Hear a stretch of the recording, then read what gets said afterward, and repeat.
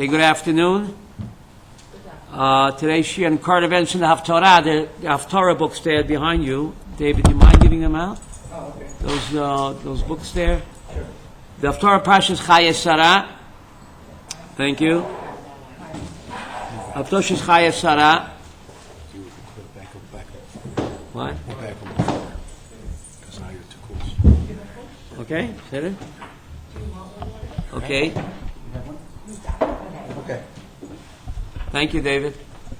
Shir Eden Ishmas Tzvi Dov and Chaim Pesach. Then Shmato Chaim Ben Fega Esther Bas Sara. Then Ishmas Henny Bat Henny Moshe Chaim. Then Shmatam Matu Shabbos in the Shloshim. But it's Sadeket. We're in Givat Shaul. It's in the Torah tidbits. Okay. It's a free admission. Rabbi Heller is speaking. Okay. Rabbi Kellerman. Okay. Parshas Haftorah Chaya Sara. We know that the Haftorah always speaks to current events, and it also ties in with the Parsha. So let's take a look if we can find the current events in the Haftorah. There are books behind you. In the Haftorah Chaya Sara, you have the place. V'hamelech David Zokein Ba Bayamim. The Haftorah begins in the book of Kings. King David was old. Ba Bayamim. He came with his days. What does that mean? He came with his days.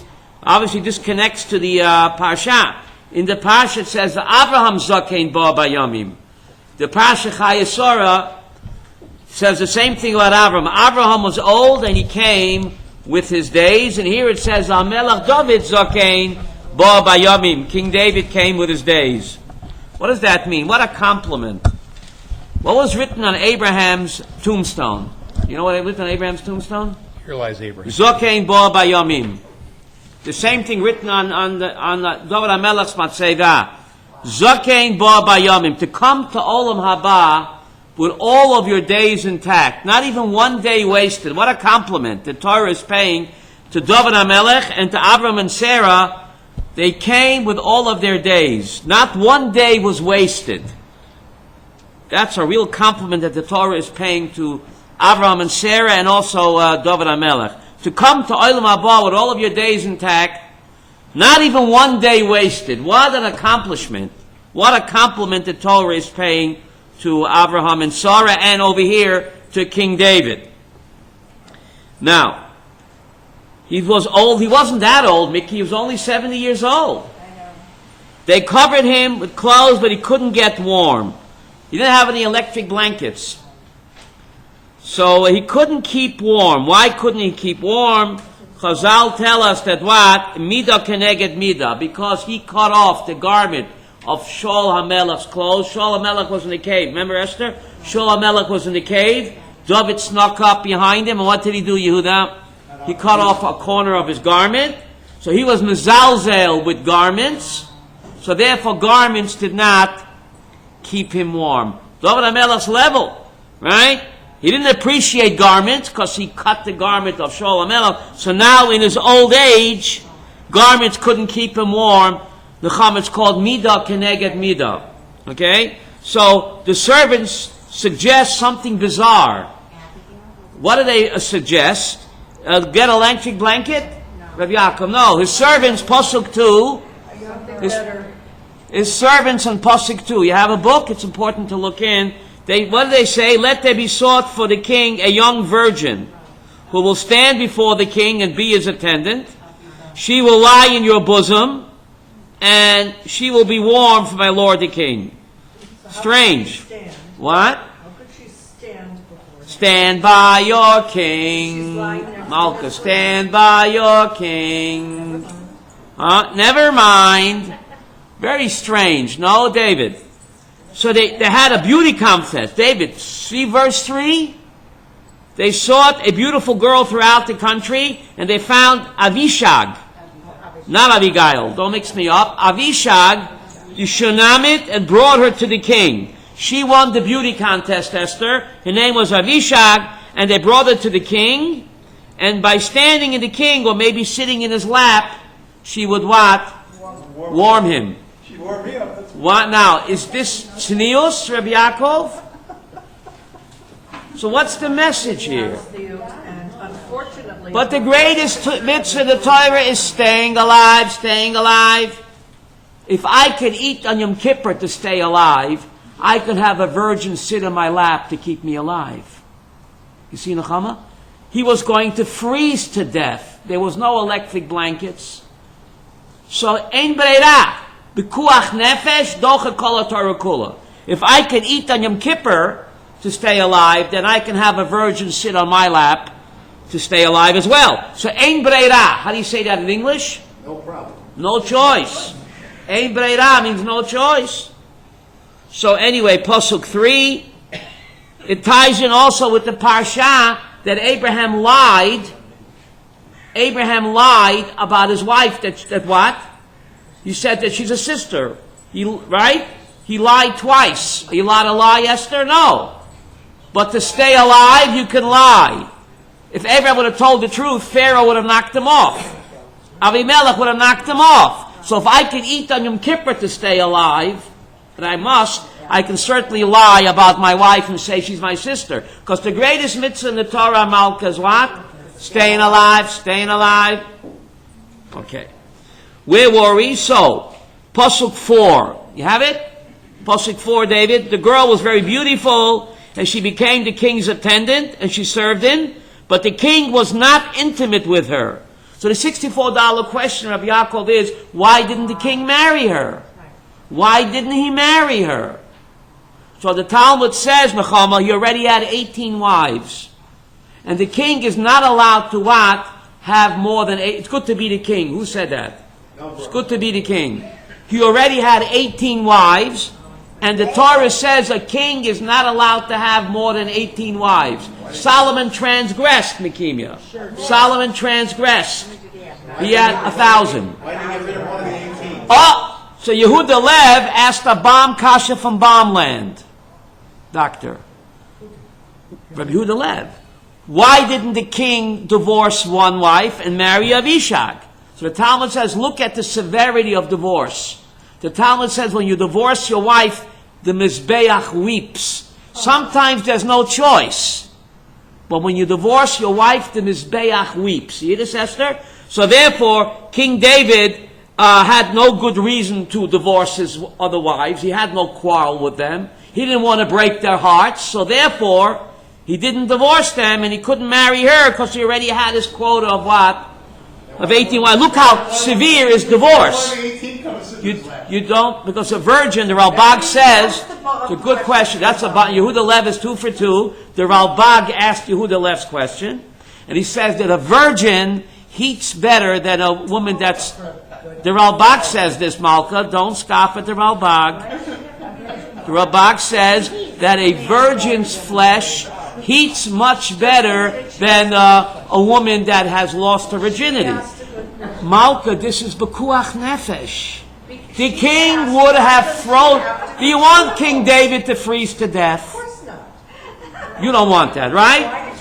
So, ein breira. Again, because the Ralbag says beauty adds to the heat. It does. Since she's beautiful, it heats... It excites him and heats up his body. This was a question of keeping him alive. This was a question of life and death. Yes? But he was married to Bathsheba. What? Of what? He was married to 18. Yeah. So there wasn't the excitement anymore. Okay. So the Ralbag says that he had 18 wives, but since they were not virgins, the body would not get so heated up.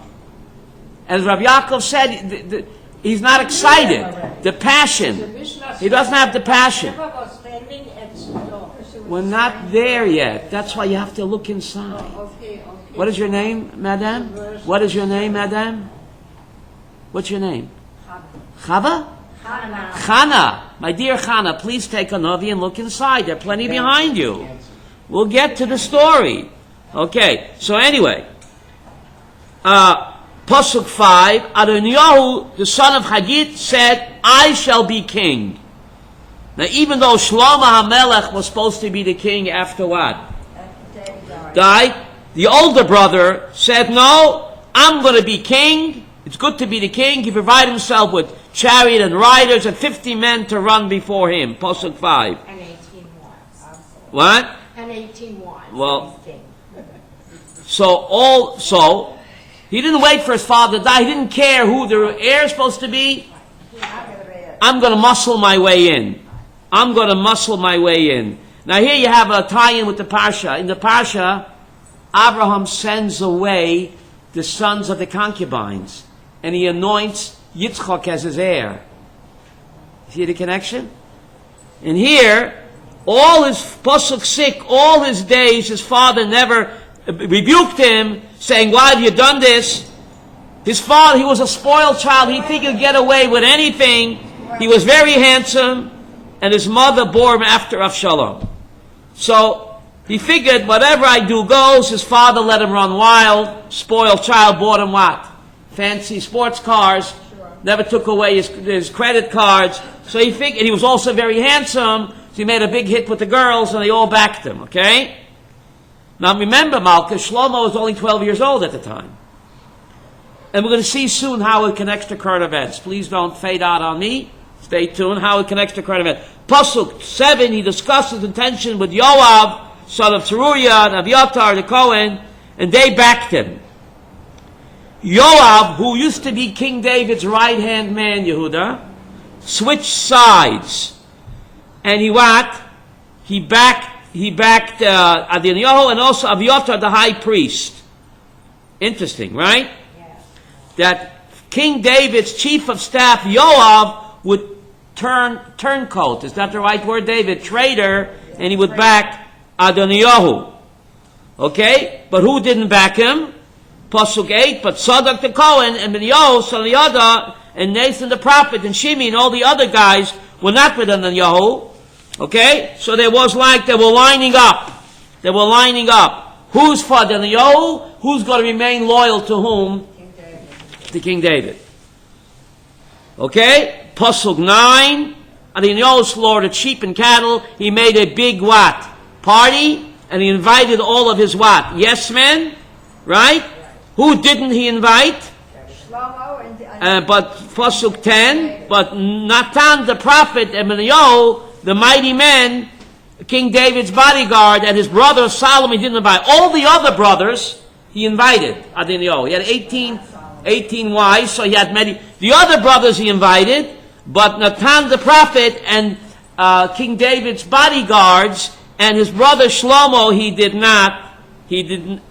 invite. Okay? This was supposed to be what? A coronation party.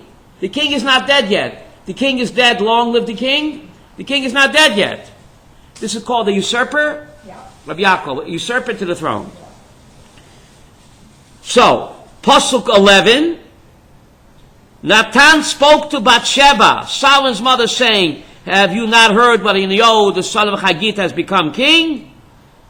And King David is out of it. Right? Remember, King David was old and frail. He wasn't that old. He was only what? 70.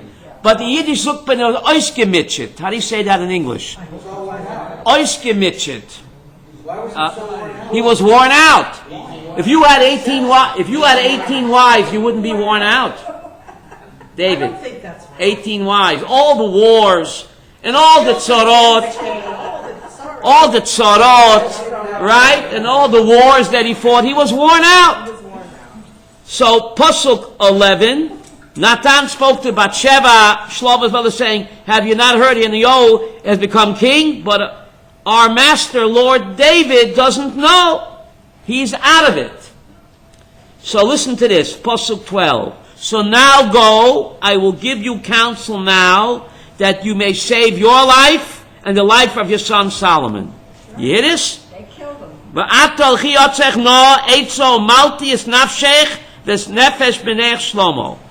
the Ramban asked a bomb kasha here, Rabbi Yaakov. Years before, Natan Hanavi had anointed, told told David, you're going to have a son, his name will be Shlomo Yedidya, and he will sit on the throne after you.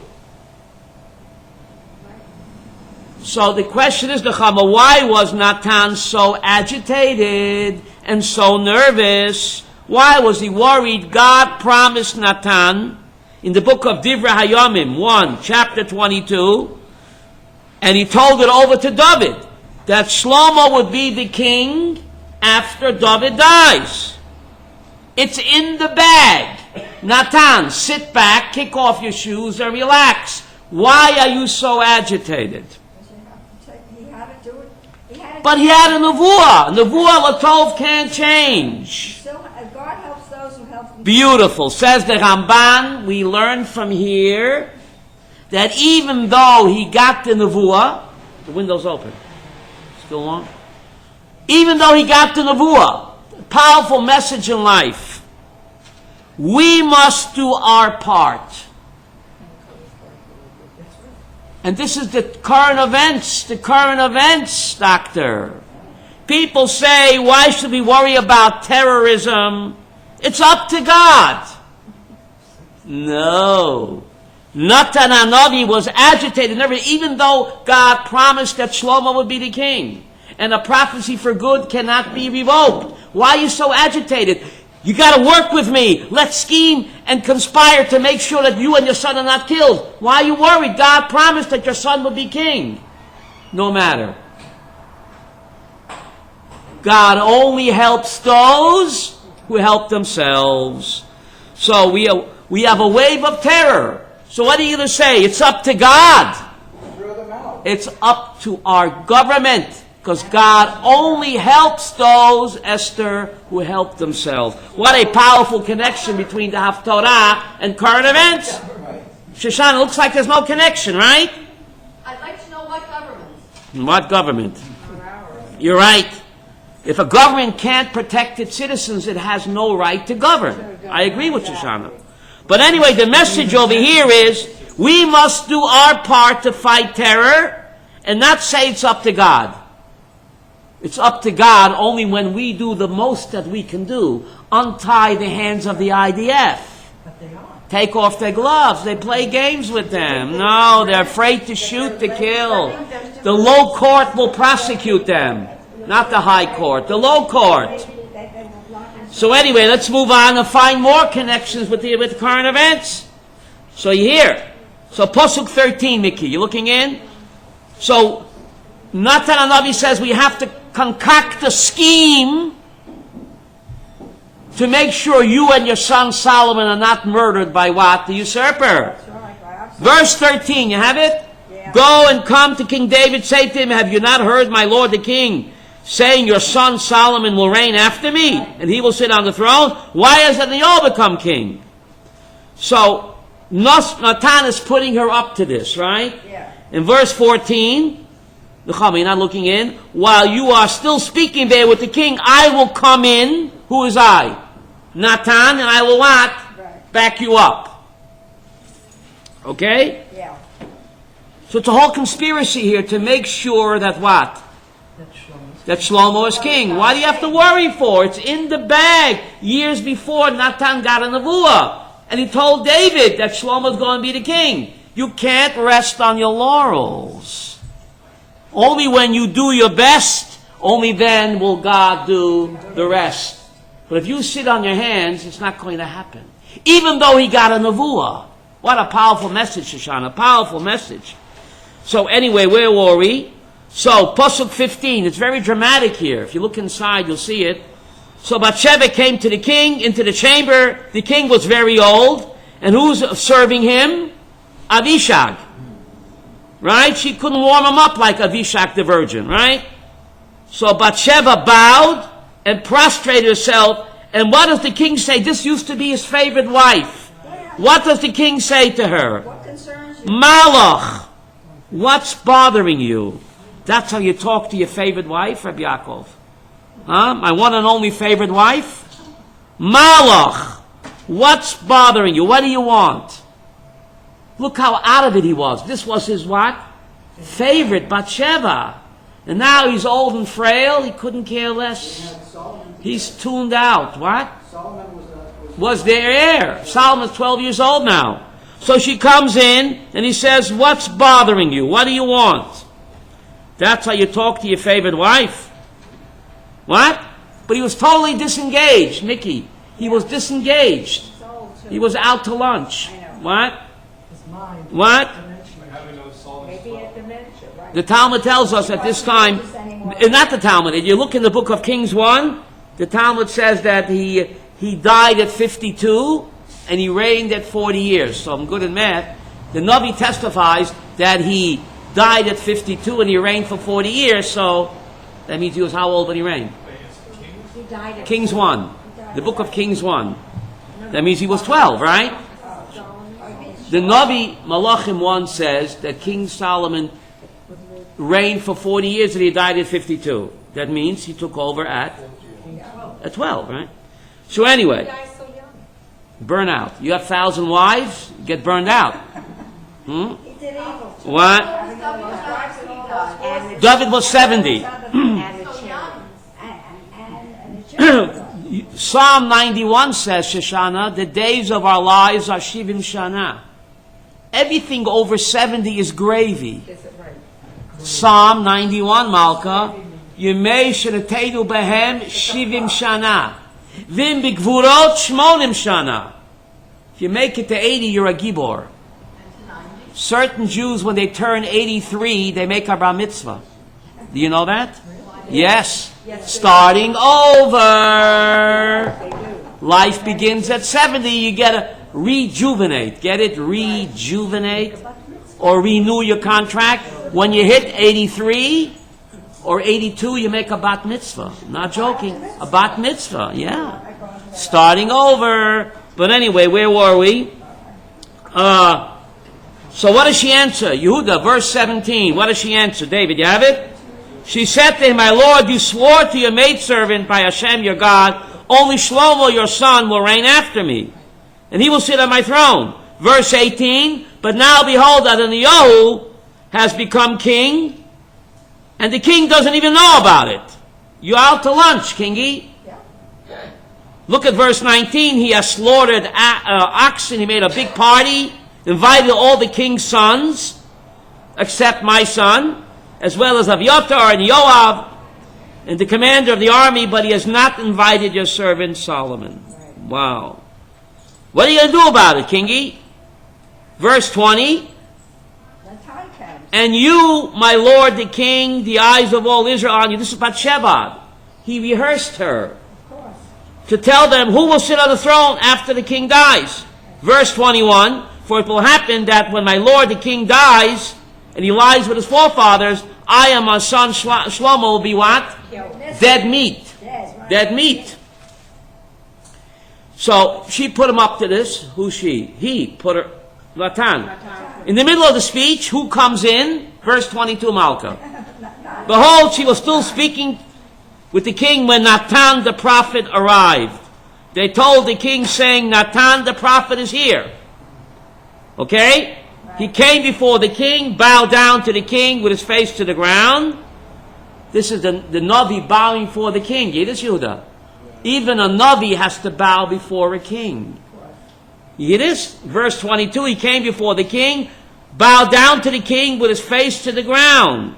So even a Navi, when he's in front of a Jewish king, has to what? Get down on your knees in front of a Jewish king. Okay, verse 24, Natan said, my lord the king, have you said Adoniyahu will reign after me, and he will sit on my throne? Didn't you forget the prophecy I told you many years ago, that Shlomo Yedidia will be what?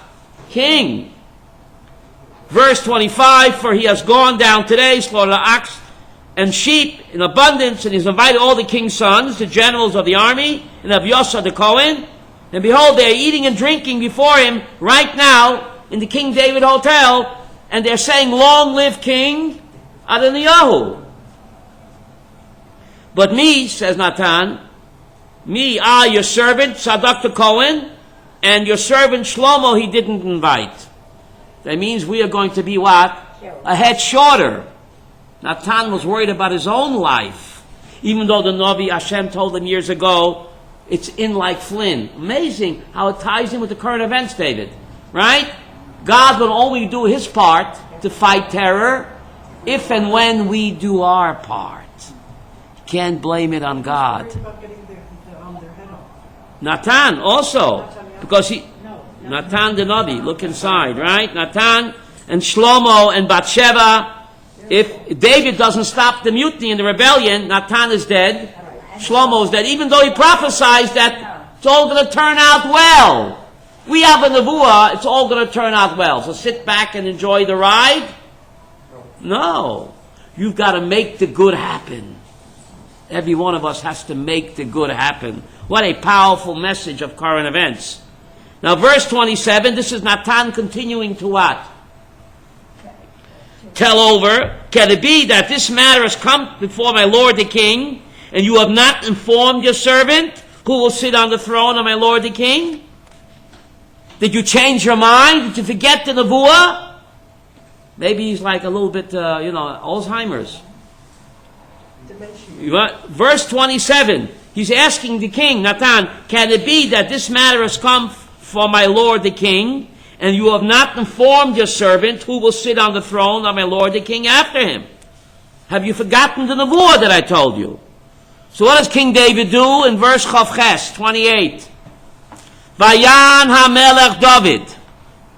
King David answered, Vayomer Kirili Bathsheba. Call me Bathsheba. Chana, I thought she was there. The Radak asked Chana's question. She was already standing at the door. Oh, Chana, you want to come up here? You want to come up here, Chana? When they were putting Abishai in this room. 101. Vayan HaMelech David, verse 28.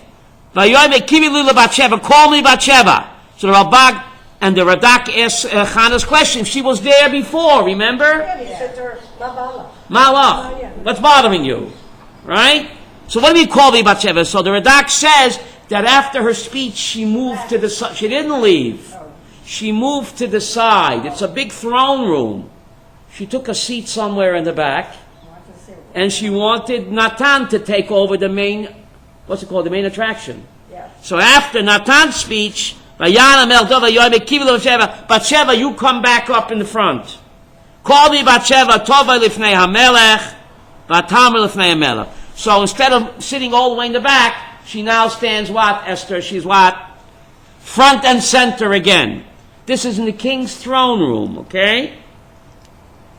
Okay, the king's throne room. So, Pasuk 29. Vayishova HaMelech. And the king swears, Vayoyma Chai Adonai. He swears in the name of the living God, Asher Podas Nafshi Mikol Tzara. God has redeemed me from what? From all tzarot.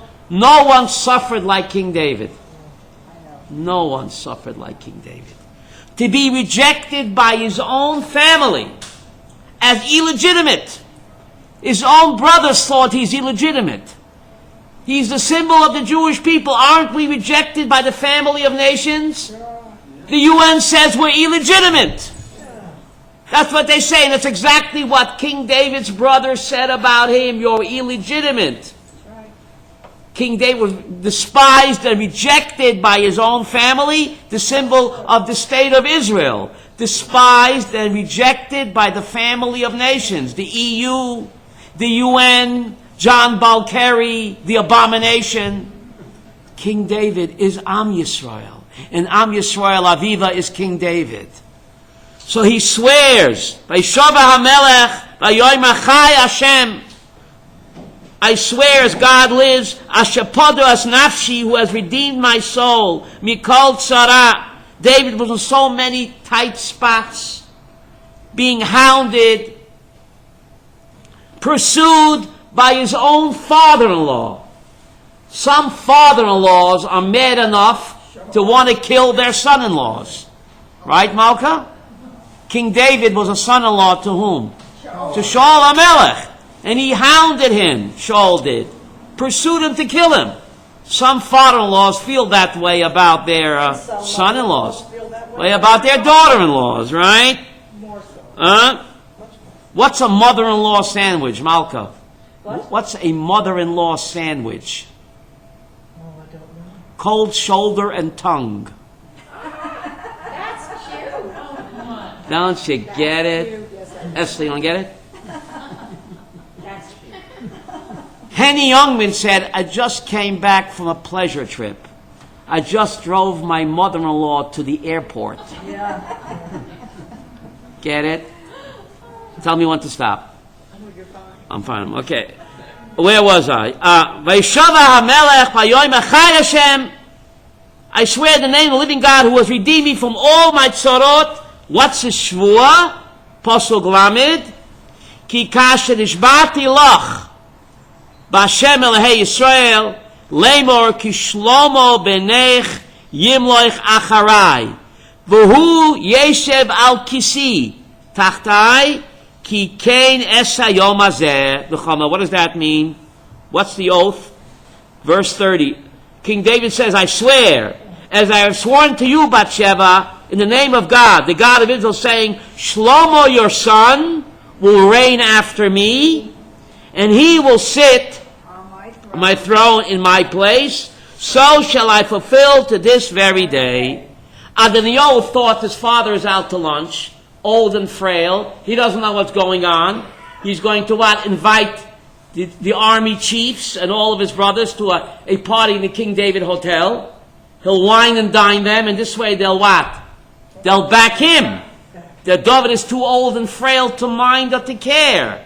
But he made a tremendous boo-boo.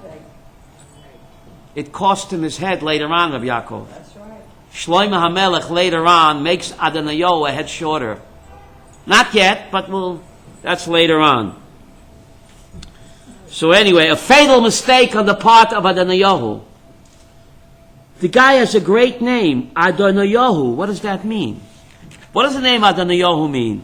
Adoniah, my master is God. He had a Hasidic name. Adoniah, Adon Ka. The master of the universe is what? God. He probably wore a strimal. Maybe. What? We don't know. But he felt that he is the one. He's older than Shlomo. What about the Nevuah? Maybe Natan was hallucinating. But did he know about the Nebuah? Well, let him look in the book of Divrei Hayamim, chapter 22, and you read it there.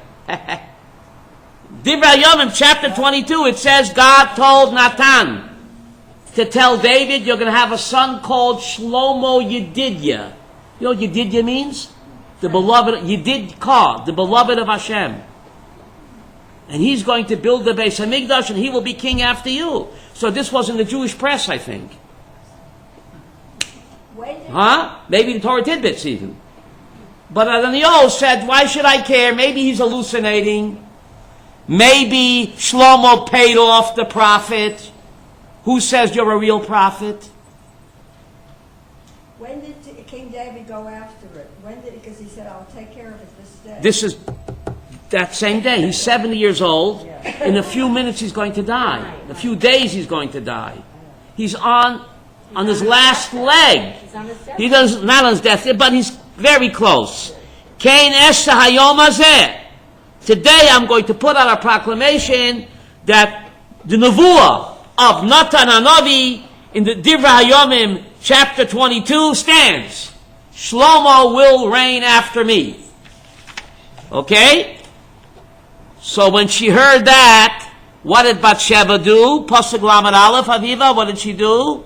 Vatikoid Bathsheba apayim eretz, vatishtachavu lamelech, vatoyme yechi Adoni hamelech David laolam. Verse 31, Bathsheba bowed to the ground and prostrated herself to the king. This is her husband. It's good who said it's good to be the king? Who said that? Remember Ralph Cramden? The honeymooners? I am king. You are peasant. Don't you remember? The honeymooners. I'm dating myself. Yes, I do. Okay. Or she let him. Buddy, remember that? So, Bathsheba bowed, I think it's called spread eagle, prostrate herself to her husband. And she said, may my Lord King David live forever. Is she mocking him, Malka? The guy's on his last leg. David, is she making fun of him? He was on his last leg. He's on his way out. So what?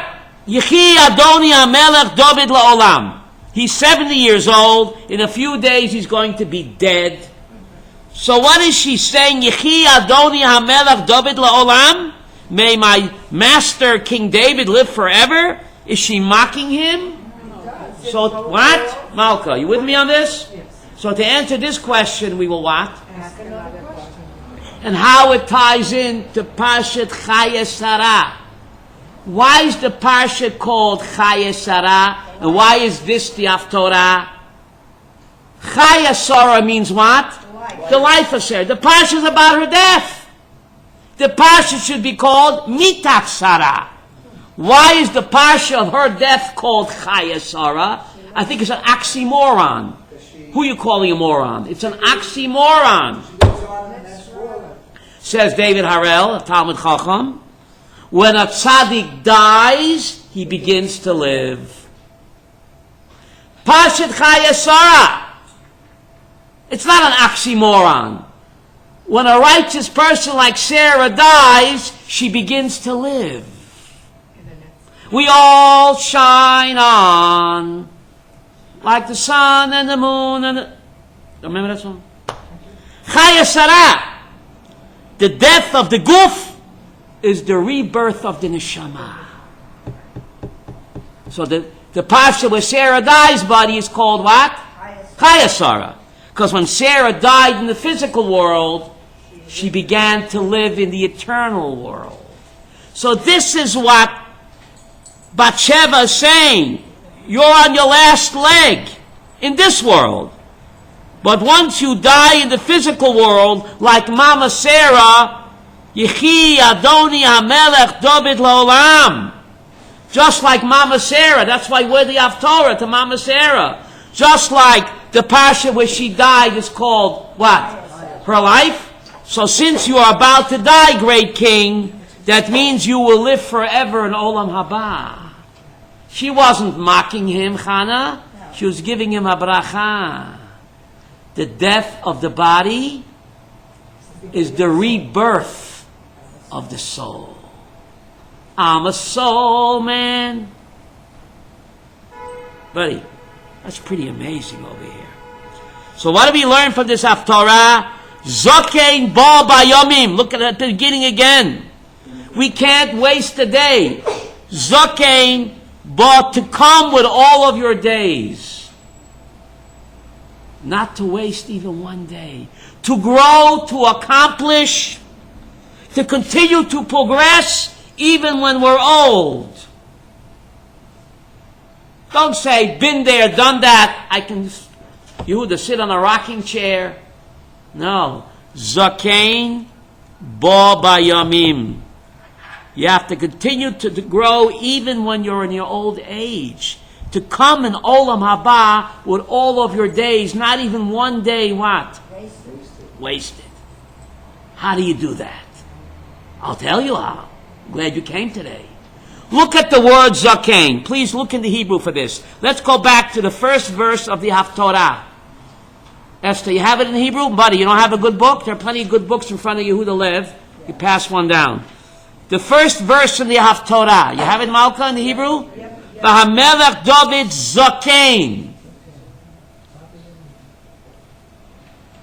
Shoshana says the Gemara Masechta Kiddushin. See the word Zakein?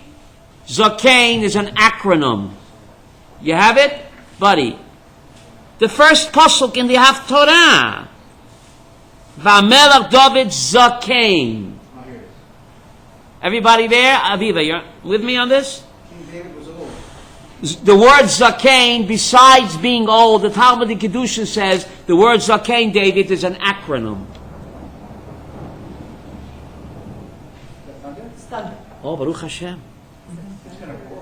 Baruch Hashem. Gishmet, the Talmud in Tainus, page 7 says, when it rains in Israel, it's a greater miracle than Tchiat HaMeitim. Rabbi Yaakov. Tainus, page 7. Godol Yoimak Shamim Mitchiat HaMeitim. When it rains in Pisgat Zev, I mean in Israel, it's a greater miracle than what? Than the resurrection of the dead. Talmud Tainus 7. Why? Why? Israel. Because the resurrection of the dead will only benefit the righteous. The wicked won't benefit from the resurrection. But rain benefits the righteous and the wicked as well. They also benefit from the rain. And they won't benefit from the Tchiyat HaMesim. So in a way, it's a bit of a miracle. We have to appreciate when it rains. Let it rain, let it rain, let it rain. Now where was I? The word what? Zakain. Look at the word, Esther. Zakain is an acronym. You know what an acronym means, Esther? FBI, CIA, LAX, NYPD, IRS. Zakain is an acronym. Look at the word. Ze Kana Chachma. It's an acronym. Ze Kana Chachma. This one has acquired wisdom. Spiritual wisdom. The word Zakain is an acronym. The Tanakh testifies Ze Kana Chachma. This one, King David, has acquired what? Wisdom. But the son was even smarter. Speak up, Yehuda Lev. Nun is the last letter. How does that become Chacham?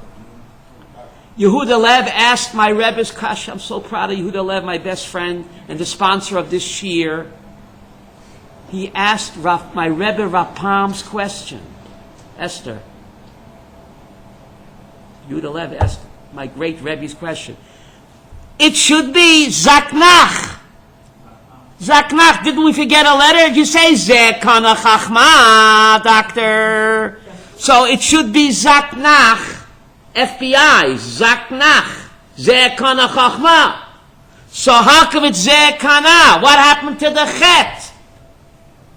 Yehuda Lev was mechavan to my great Rebbe Rapam. Oh. If you don't fasten your seatbelt for this answer, you're going to fall off your chair. Fasten tight. Buddy, are you fastened in for the answer? Okay. Esther, are you ready? Says my great Rebbe. Ze kana chachma. The only thing that you can acquire for eternity is chachmat HaTorah. Stocks and bonds and real estate. Do you acquire it? You can't take it with you. Jack Benny said, if I can't take it with me, I'm not going. But he went anyway.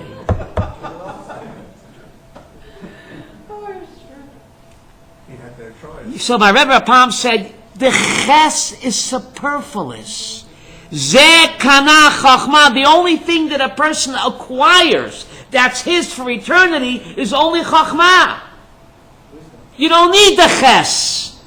It's redundant. Because I don't acquire anything else. What I have in this world, do I acquire it? I only use it for 70, 80 years. And then the children go to the lawyer's office and fight over the will. Baruch atah Adonai Eloheinu melech haolam, shekoychei gevurosai molei olam. Amen. Rabbi, we do acquire more. We acquire the qualities of the sparrow. That's Chochmah. What's your name, sir? Chanoch. Chanoch. We met before. Chanoch, you're beautiful. Chachma is a wide what? Chachma includes mitzvahs, ma'asim toivim. The word Chachma means spiritual treasure. Malki, get the word? The answer, Yehuda Lev's Bamba Kasha? You don't need the ches, because there is nothing else that I acquire. I only use it while I'm here. What do you acquire that it's yours forever? It's the Chachma Satorah. The word Chachma is a wide what? A wide tent, which includes Torah, Mitzvahs, Master Toivim, Svirot. So you don't need the Ches. It's redundant. Nothing else do I acquire in life. I'm only using what I have. I don't acquire it, but Chachma, spiritual treasures, that I acquire. That's self-understood, Shoshana. So you don't need the Ches. It's redundant. Ze kana. In parentheses, Chachma. Nechama, you know this better than most people, Nechama. You know this. The only thing you acquire in life is spiritual treasures. Who says you can't take it with you? Chanoch. Who says you can't take it with you? It depends what? Depends what. King David is saying it. King David knew, but he can take with him. Zakein, Zer Kana, Chachma. He can't take his 18 wives with him. You know the story. Why they murder Jews, Shoshana? They tell them in Islam that they'll get 72 virgins. That's why they murder Jews. So Arafat died. He went to heaven. He killed many Jews, Arafat. He went to heaven. They put him in a room with an old hag. So he said, listen, God, I murdered many Jews. Where's my 72 virgins? So God said, you're hard of hearing. I didn't say 72 virgins. I said a 72-year-old virgin. Don't you get it? Arafat. That's the drawing card. They're promised by Islam, they murder a Jew, they get a 72-year-old virgin. Surprise! But what do the lady terrorists want? 72 boys, what do they want? The lady terrorists. Aviva, what do they want? 72, Saturday Night Fever. Guys, what? Night Fever. What do they want? Street named after them. Oh, street. Anyway, where were we? So, Zer Kana Chachma. What's truly important in life? Huh? What are we looking for? That's part of Chachma. Spiritual treasures. Yehuda, you know that through your blog. Yehuda has a wonderful blog that he puts out, and he's sponsoring the Shir. He's Marbitz Torah. That's the Chach. That we take that with us. You can't take it with you. Depends what, right? They say that Tachrichim have no pockets. Shrouds have no pockets. Because the Chachma Sator, you don't need any pockets. Right? And Tzvi Dov ben Chaim Pesach, he always said that. Leil Nishmat Tzvi Dov ben Chaim Pesach, Chaim ben Fega, Chane Golda Bas, Tzara Freda, Mordechai David ben Abraham, Leil Nishmatam, moving up there in the Shamas, elevating them. So the Ramban tells us that the family bond is not broken with death. Shoshana, you know that? My mother and father will always be my mother and father. Only the body dies. But the person is not his bodysuit. The person is what, Nechama? His godly soul. And that lives on forever. So the family bonds are not broken with death. No. You just moving on up to a higher level. Any questions on this Haftorah? So we have to make ishtadlut. You say, God will do it. You know the story. This guy married off his daughter, David. So his friend asked him, how's your new son-in-law? My new son-in-law, he tells his friend, is great. He's super. I asked him, who's going to pay the rent? He says, God will help. I asked him, who's going to pay utility bills? God will help. Who's going to put bread on the table? My son-in-law says, God will help. My son-in-law is great. He thinks I'm God. Don't you get it, Esther? Who'll pay the rent? God will help. My son-in-law is great. He thinks I'm God, right? God will only help those that help themselves. If we don't do our part to fight terror, we can't expect God to do his part. Doesn't work that way. Nasan Hanadi was agitated and nervous to make sure that his prophecy comes true. Because if he wouldn't work for it, it wouldn't happen, even though God promised him. Buddy, frightening. The awesome responsibility on our shoulders, or the shoulders of our so-called right-wing government. It's a joke. Shoshana, what kind of right-wing government? It's a joke, yes? How can you say we have a responsibility to make it happen, but if the government stands in our way and stymies us, what can you do? Well, we have to pester our Knesset members. Yehuda Bennett, what's his name? Bennett, Glick. You have to pester them. Pester them, right? He's very accessible, Bennett. Bennett is accessible. He pesters a lot. What? You call him up and say, why don't you take off the gloves of the IDF? Why don't you speak up? He's a member of the security cabinet. Bennett is. Speak up. Untie the hands of the IDF. It's not the high court, it's a low court. Olam afuchra iti. Yiddish, they want to destroy your shul in Givat Zev, but the house of the terrorist, the low court, doesn't let destroy. Upside down world. They want to destroy your shul in Givat Zev. It said it's built on Arab land, the low court. But the terrorist home, the low court says don't destroy. It's an upside down world we're living in. But anyway, we have to do the best that we can do. The Lubavitcher Rebbe said, David, tracht gut, es wird sein gut.